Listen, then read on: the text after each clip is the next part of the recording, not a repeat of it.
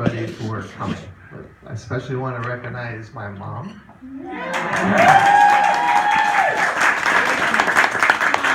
Our daughter, Gabby. Our son, Alexander. And I'd like to thank Alexander for his years of service in the Air Force.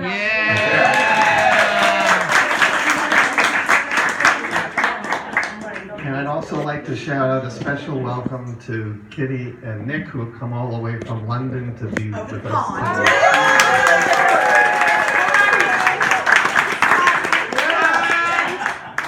I just want to take a couple of minutes to explain to everybody why this day is so special to Suzie and I.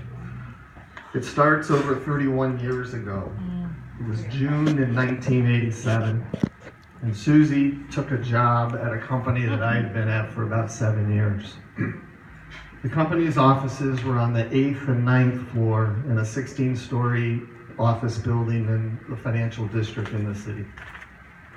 As it happened, I was on the 9th floor, and not knowing we had a new employee and having business down on the 8th floor, I did what I've done a million times. Ran down the stairs to the 8th floor lobby, stepped through the open double wooden doors into a reception area, and bang. That's kind of how she rolls. To this day, that image is still burned in my memory. She was sitting at her desk. Above and behind her, sprawled on a light-colored wall, was the company's name in big brass letters. The company was Grosvenor Properties. Stuck on the wall to the right of the name and just over her right shoulder on a small shelf was a hologram spinning an image of an 18-year-old replica of the company's founder, an older gentleman dressed in a dark suit, sporting a Santa Claus-style gray beard, sitting and leaning back in a large leather chair, holding a phone in one hand, smoking a cigar in the other, and the electric cord dangling off the side of the shelf. She was wearing a white blouse, most of her shielded by the curve of the wooden desk that she was sitting behind. Her golden brown hair is cut unusual but sexy, hanging straight, just above the shoulder in length. The left side cut shorter than the right side.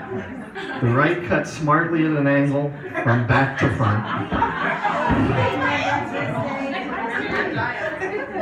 Running from the top of her neck to a point on the side of her face of the dog.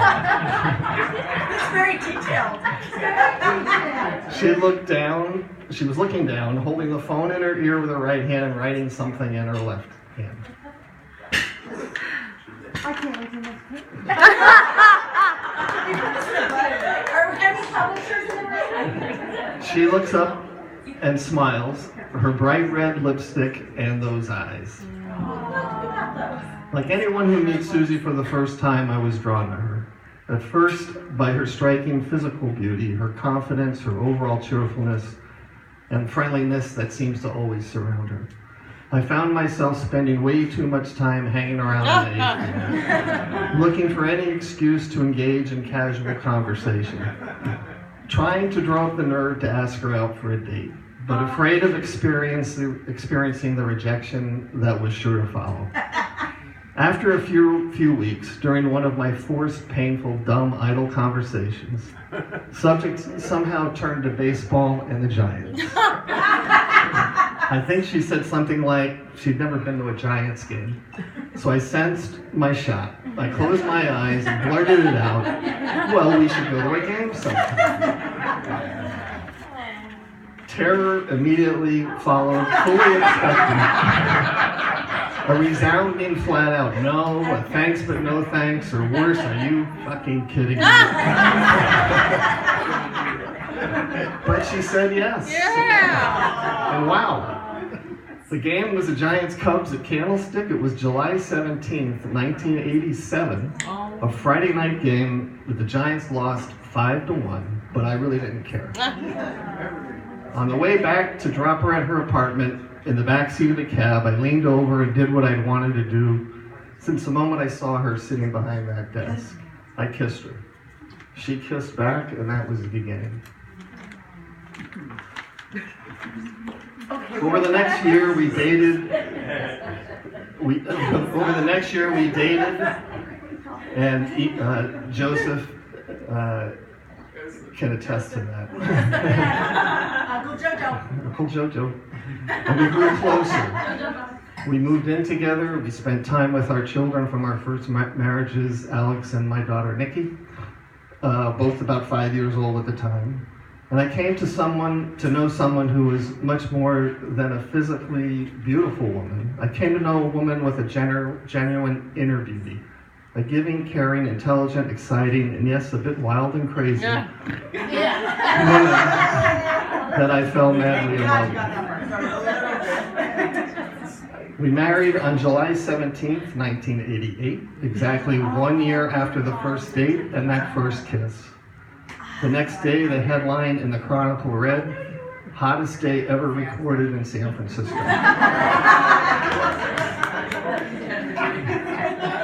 Turns out it was 103 degrees on that day, and it was the hottest of all temperature at that time day in San Francisco. And today, 30 years later, July 17th, 2018, I want to tell her again in front of all you, our friends and our family, Suzie, the heat in my heart for you will never subside. I forever commit all my heart, my physical being to you, my spiritual being to you, my eternal and everlasting love.